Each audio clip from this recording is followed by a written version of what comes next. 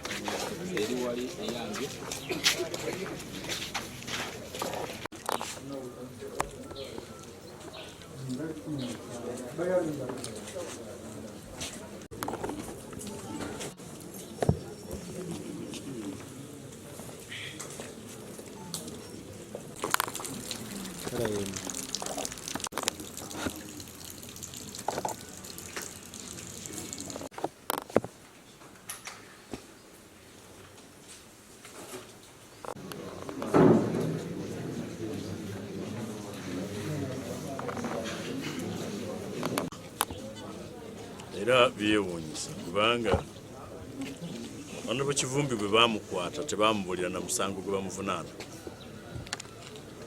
N'ababuuza ani yali ataddeyo okwemulugunya ne bamugamba DPC w'e Butambala. Ne batandika okumukozesa statement bwe yatuuka ku kubannyonnyola amasasi ge baakuba ewuwe ne batta abantu 15. Ne bamugamba bo tebazze kunoonyereza ku byakufa kw'abantu. Ekintu ekiswaza nti waliwo gavumenti ewulira nti abantu 15 battiddwa. Ekyo n'ekiraba nga si nsonga. Nga ye bagamba nti basooka ga yakuma omuliro. Nti mu kkuma omuliro ndowooza n'akuma omuliro mu bajaasi okutta abantu. Kati eyakuma omuliro mu basirikale okutta musibe. Bali abatta si basibe era tebanoonyerezebwako. Ga kavuyo keerere. Kaakati tubadde ne charge sheet 3 mu kkooti. Waliwo charge sheet oba empaaba kwe bavunaanira abavubuka bali 24 nga babavunaana kkuma muliro mu bantu buno okwonoona ebintu. Abamu baabakwatira mu bulo nga 14 nga n'okulonda tekunnabaawo. Abalala babiri baali bavuga takisi yaabwe bava Kampala ne babakwata ekibibi. Abalala baali bakomezaawo DR forms e Bugoye nabo ne babakwata. Ate bali be batta babatta lwa butawaayo DR forms babakubanga babagamba muleete DR forms. Muleete DR forms. Kati nga babakuba tebamanyi nti bakubira ku range yakutta bakuba mu bifuba bakuba mitwe. Bayisa amasasi mu luggi. Kaakati naye batugambye nti bakyanoonyereza n'olwekyo bajja basangayo mu makomera basobole okubaggyako statements. It's interesting naye saagala kubalabula. Okuwulira nti balese Honorable Muwanga Kivumbi kkooti nga takolanga na statement yakwewuunya nti CID yali eyagala yamubuulire byaba ayogera ate tebaagala kumanya by'abantu battibwa wa Honorable Muwanga Kivumbi. Ate onteekako ki omusango ogwavaamu okufa kw'abantu nga tayagala kumanya kufa y'abantu abo. So ebiri wano biraga nti just byabufuzi tosobola kuba nga tayagala kumanya abantu baafaaki. Ffe tulina emisango gye twawaaba eyo tebakufanga nako bagamba bakuba emmotoka ezaffe ze baakuba tezaali nazo nga twaziripootinga nga bazikuba tebazikwatanga. Katusabira abaana baffe abato be batutte mu kkooti, abaana bato bataddeko omusango ogw'obutujju. Abaana abato abamu tebaweza myaka 18 bataddeko obutujju. Omuntu afaanana omwana w'abandi amutira fica ye Katonda atubeere. Deputy President wange wa NUP nga bamubba ne batta abantu be nga balumbye wakaawe nga talina musango asibiddwa. Era nze kinnuma Honorable Kivumbi annuma n'abantu b'e Butambala be batta bannuma ne n'abaana abato be bagase ku musango guno bannuma kamala. kubanga ekintu ekiri mu kukolebwa mu kkooti olwaleero nga tubale tusuubira okulaba nga waliwo okunoonyerezebwa okuleeteddwa ku musango gwe bamutaddeko gw'obutuju ne bagasseko bugassi baana balala ate nga kkooti eri mu kwewala ekintu ky'okutta abantu abatalina musango. Nze mbadde nsuubira okulaba olwaleero nga ndabe ku bantu abaatugumbula abantu b'e Butambala abatta abantu 10 naye sirabyeko wadde n'omu naye nga bongera kulaba nga baagala kulimandinga kusigala nga basiba Honorable Kivumbi nga basiba abantu b'e Butambala okumala okubabba obuwanguzi bwabwe okumala okutta abantu baabwe n'olabya ddala nga mu ggwanga lino bakubba ne bakutta ate ne bakusiba n'embeera gye tulimu awo no tukivumirira bannayuganda mu birabye tewali bwenkanya wadde n'akatono n'omulamuzi omulabye DPP abadde wali eri nga n'okuswala nga yenayina naye yennyini byayogera tabitegeera n'omulamuzi anyenyeza bunyeenya mutwe kiba kitegeeza nti bino byonna ebikolebwa kubonyaabonya wabula si kulaba nga bateekawo obwenkanya. Biki by'osanzeyo ku kkooti?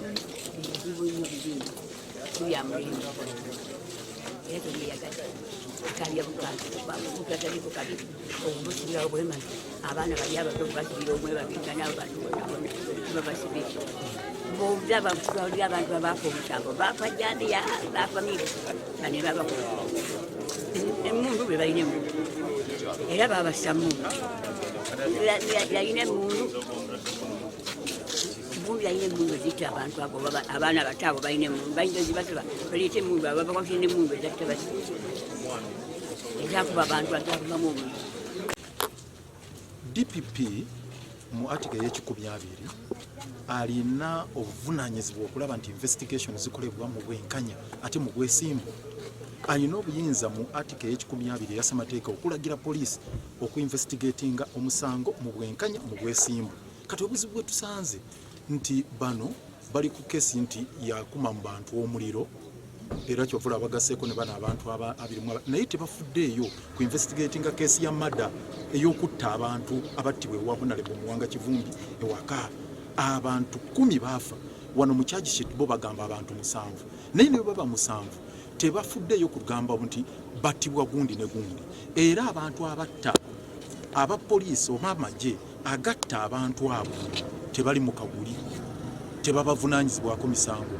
Tutaddewo akazito DPP annyonnyole oba ddala waliyo fayiro gye batambuza gye banoonyerezaako ku abo bennyini abaapulinga trigger ne batta abantu. DPP agaanye era nga Muwanga Kivumbi bwe yali alikodinga statement ku poliisi yabagamba batta abantu 10 wake wange bagenda okubinvestigatinga. Kati ekyo twagala kooti etunulemu nga tetunnabagenda mu maaso. Lwaki tebaagala kunoonyereza ku bamagye ku bapoliisi abatta abantu ewaka wa Muwanga Kivumbi abali abantu 10 yadde bo bagamba abantu 7? Ekyo tugenda kiteekako nnyo amaanyi. Abaali polling agents be nga bwe mmanyi ebikwekweto byakolebwa nga ekigendererwa kyali kyakukwata ba polling agent baffe bonna abayina mu bitundu by'eggwanga ebyenjawulo era bano mulaba nabo besanga mu mbeera y'emu. Naffe Kampala n'awalala mwalaba abantu baffe bangi nnyo abakyalina mu makomera abaali polling agents just nga baali bakola omulimu gwabwe okubeera polling agents naye babasanganga obakungaanira okuwaayo DRA forms ezo kyenyini kye bakola. Muwanga Kivumbi yalina DRA forms zino baali bazireeta wakaawe ono kye bakola ku kubakwata n'okubateekako emisango egyo. Mwalaba be bakwatire Kampala aba polling agents bagamba nti babasanga nga bagamba nti Museveni nabbi akalulu kaffe era ne bateekako omusango common nuisance n'ebirala bwe biti naye kaakati bano babataddeko terrorism. Bano abaana abamu balabye tebanawoza na myaka 18 abasinga abayizi b'amasomero ag'enjawulo abali ku university naye besanga mu mbeera eno. Of course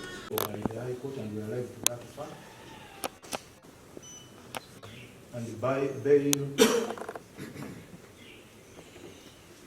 maybe presumed to be a preserve of the High Court under those circumstances. But my Lord, there is this window which was created by Parliament, by an act of Parliament.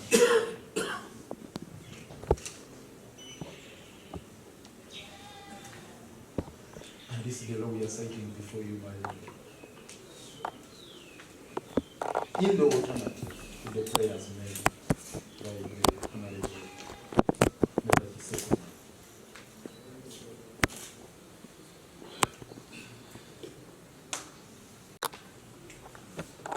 Most of the issues raised by the defense will certainly be handled as we continue the investigations.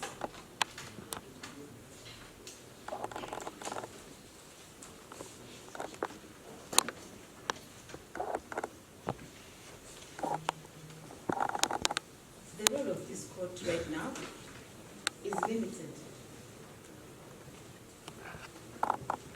to communicating the charges to accused persons and to mention information of the case.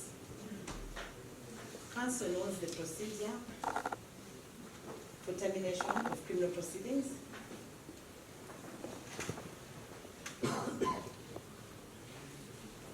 and also the competent court to do the same.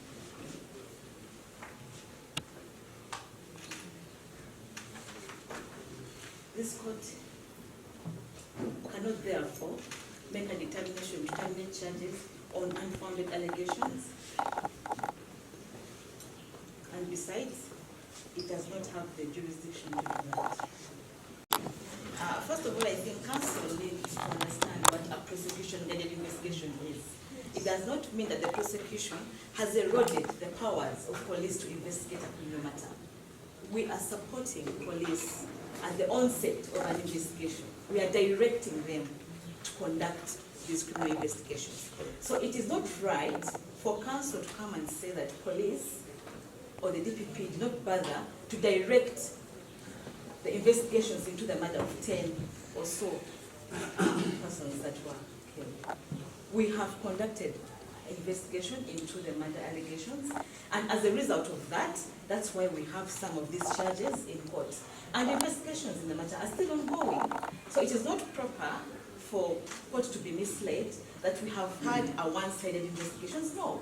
Every murder that is unlawful is investigated by the state, and that's what we are doing, and that's what we have done, and that's what we continue to do. Zanti munnaffe gwe baakolako obulumbaganyi tafunye bwenkanya ate gwe bataddeko emisango gy'obutujju. Nze bwe twamala okulonda nayitawo ewa Honorable Muwanga Kivumbi nga n'emirambo akyali ajja, era ffe abamanyi obulumi bwe twamusangamu butuufu kimmenya omutima okumulabaawo ng'ate gwe balumirizaako ogwo obutujju. Njagala kubuuza gavumenti eno, bannayuganda babakola ki? Temulina mitima? Mwe mwebaka mutya? Ndabye omwana atannaweza n'emyaka 18 naye ne mutaswala nammwe ne munagunayemu ne muteekako mu musango gw'obutujju. Uganda eragawa? Mwe mutusigamu nsigo ki ng'abavubuka? Biki bino bye mutulaba? Ye tunaagamba ki abaana be tugenda okuleeta ku nsi? Tuli banyumyako kirungi ki nga tulaba ddala mukola bino mu maaso gaffe awatali kuswala? Uganda twaba mu gavumenti eno, bannayuganda baabakola ki?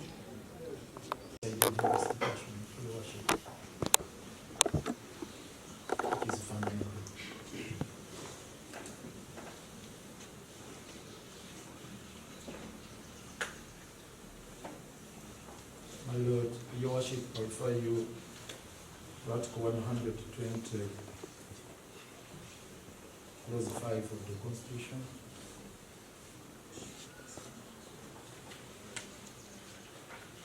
Which provides that in exercising his or her powers under this Act, that is the DPP,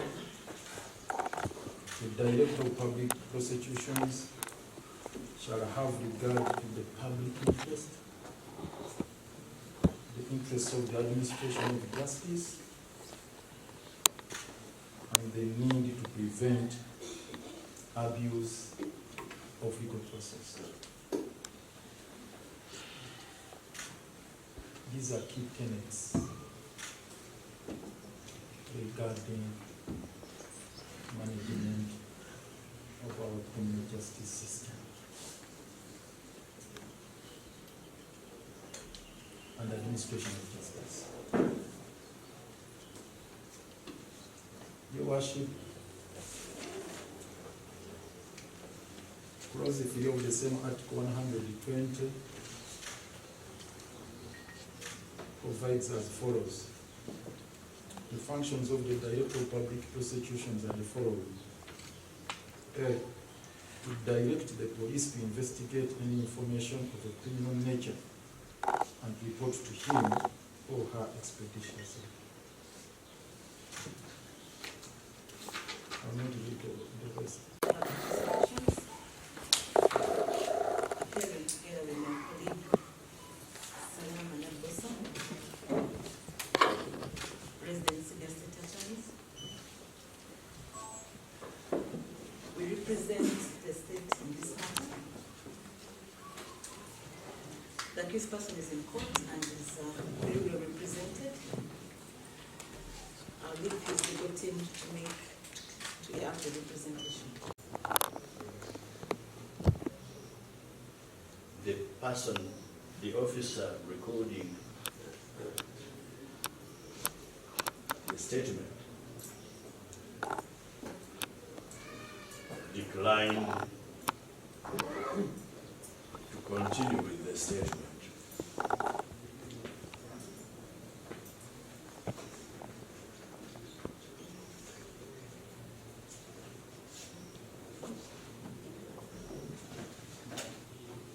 He insisted that the accused person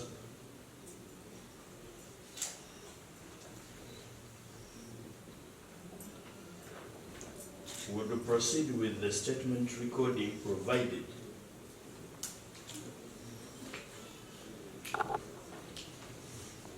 matters to do with the murder in cold blood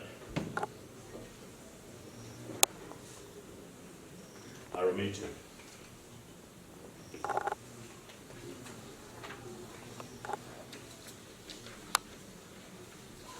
In simple terms, that the detectives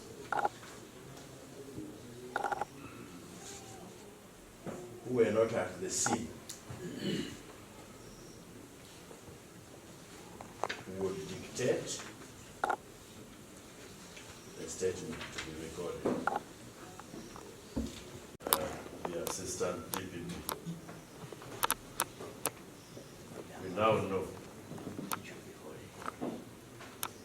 that Madam Rachel Biholi, representing the Director of Public Prosecution,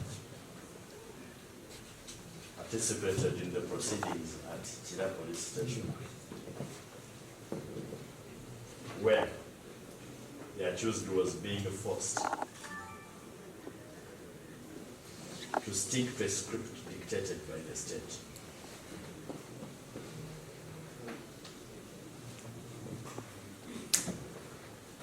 We now know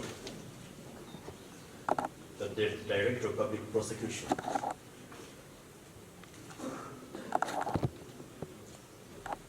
instead of even undertaking to investigate the complaint regarding lopsided investigation, is owning up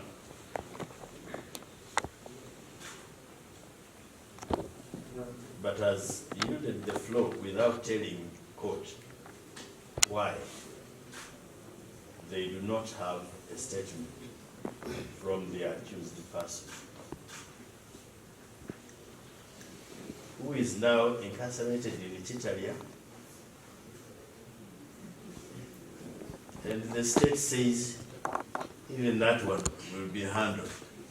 In other words, the police detectives will hunt him down in Chitalia and continue investigating him, a job they did not do while in police custody.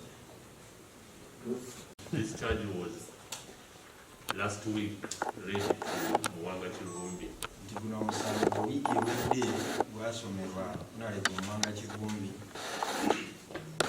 called to read it again to you because you are also being brought on board. kati tulina okuddamu ne tukubasomera engeri gye babagaseeko ne babaleeta. The charge is for terrorism. Omusango gwa butujju.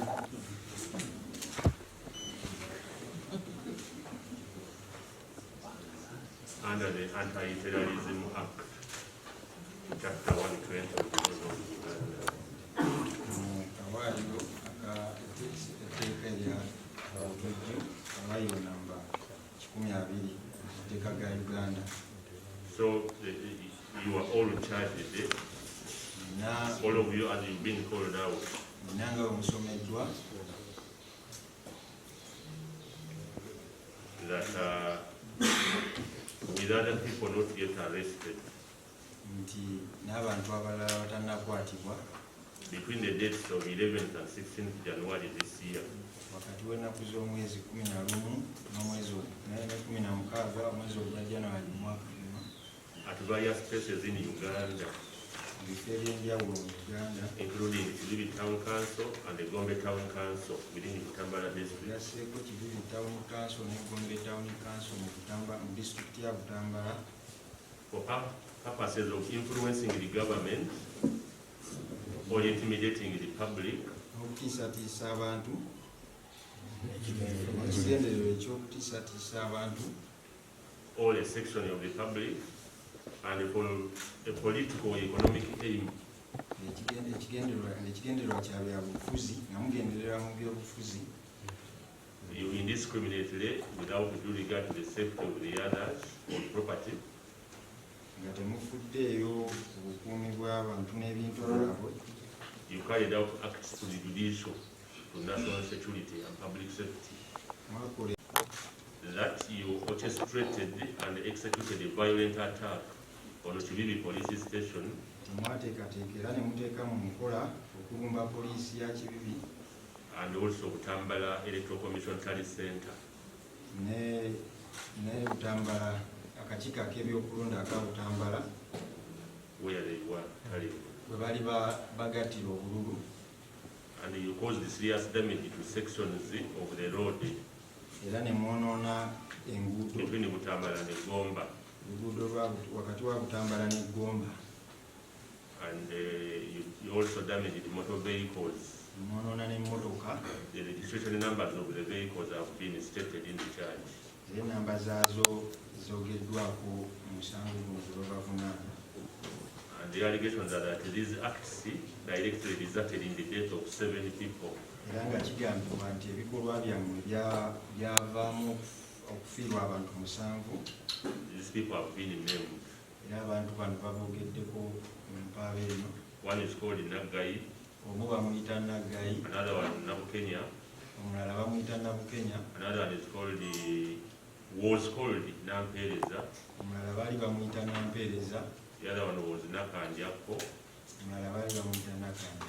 There was also some Abdunuru, Waliwo omulala gwe baali bayita Abdunuuru, Nilo Shafi, ne Niyo Shafi, and the Basaliza Dennis. ne Basaaliza Denis. So that is the charge. Gwe omusango. It is an offense that is triable, as your lawyers will advise you. It's an offense that is triable only by the high court. Omusango guwozesebwa mu kkooti nkulu. So for us here, our business is to read the charge to you and Wano omulimu gwaffe kubasomera musango ogwo remind you as the prosecution go ahead with their investigation. n'okubasindika kwa limanda nga omwali wa gavumenti wagenda mu maaso n'okubuuliriza ku musango ogwo. A number of issues brought attention to these matters regarding human rights of a fundamental nature.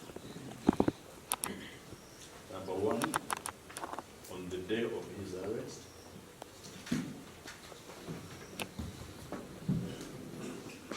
the police officers that conducted the arrest denied him the right to know the charges against him.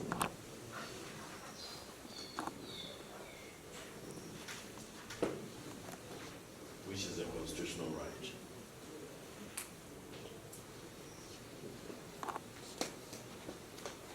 Indeed, until he was arraigned before this honorable court. The police officer did not inform you. They declined, not simply omitted, they declined. Okubuuliriza ku musango guno gukyagenda mu maaso omwami wa gavumenti okugamba asaba omusango guno gwongezebweyo asobole okugenda mu maaso n'okubuuliriza.